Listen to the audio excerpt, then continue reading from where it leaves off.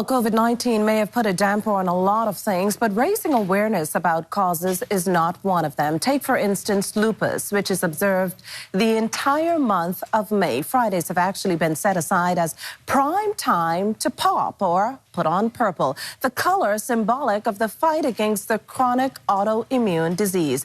Joining us this morning is Vice President of Lupus 242, Shaunalee King-Johnson. Shaunalee, welcome to the morning edition again. Thanks for having me, Makushla. Good to be here. It's wonderful. Shaunalee, break down for us the signs and symptoms of the illness. Give us a school lesson of what this disease is all about.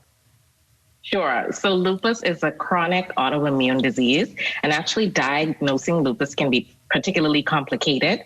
Some of the symptoms include, joint pains, extreme fatigue. Lupus can also affect your major organs. So sometimes when patients present with lupus, it is often misdiagnosed because of what it's affecting, maybe the primary focus versus what is actually causing the reaction in the body. Now, is it that one gender is more susceptible than another?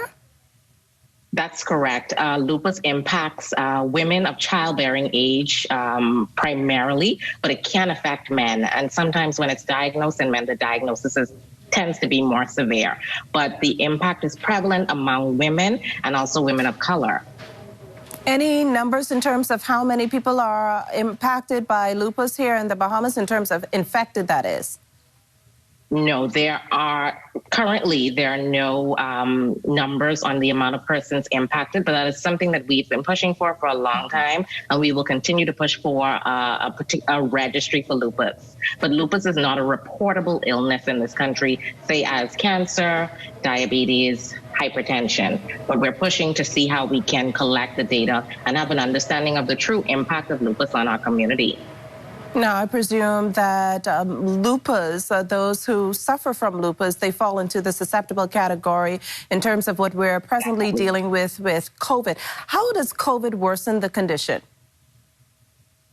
Well, as far as persons with lupus, their immune system is compromised, and obviously that's something that persons, this is the high-risk group that you speak of when you speak of a disease like coronavirus. And so a lot of our members have either, had to have stopped working or, petitioned to stop working because they find themselves in more high risk when they're dealing with the general public, even seeking medical care. Some of our members who are on dialysis, they have to take particular caution because they have to go out into the public, they have to go out to seek medical care, but in the midst of this pandemic.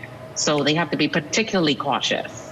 What's the support for them outside of family members? I know in terms of the support Lupus 242 provides for its members, particularly during this time. Sure. So we obviously, with the social distancing measures in place, we are separated physically, but we want to remain connected to our membership. And so during this month in particular, but throughout the year, we remain connected to our membership through our WhatsApp group, through our monthly meetings. Our last month's meeting we had to have via Zoom, but it was a good way for us to connect, see each other, and check in to see how everybody's doing, give advice or, give references. And that's the way that we stay connected to our group. Any other way that COVID has impacted the events for this month?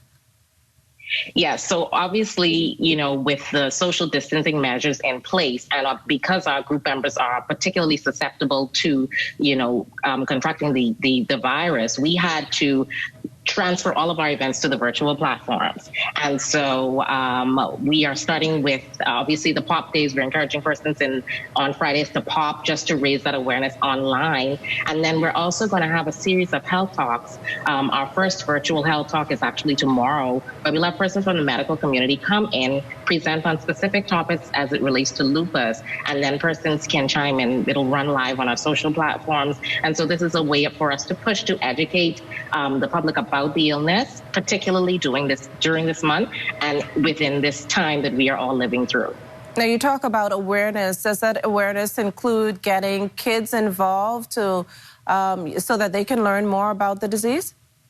Yeah, so actually, one of our members, Janelle Lavardi, she initiated a campaign where every day in the month, a person is, one of our members is going to record a fact. So a fun fact, and that's being circulated online and it's being circulated via WhatsApp, et cetera. And it's just a way to, change up the narrative of just simply giving the information, but doing it in a way that is visual. And we also appeal to a lot of schools, typically, to take part in our events and to learn more about the illness. So we've had a lot of support from schools in the past, and we hope that their students, particularly the JA groups, they've always been very active in supporting our cause, and we're hoping that they would help us to push the message forward. Okay, but thanks so much, Shauna Lee, for joining us once again on the morning edition. Thank you. I hope all goes well for you guys for the entire month. Also, this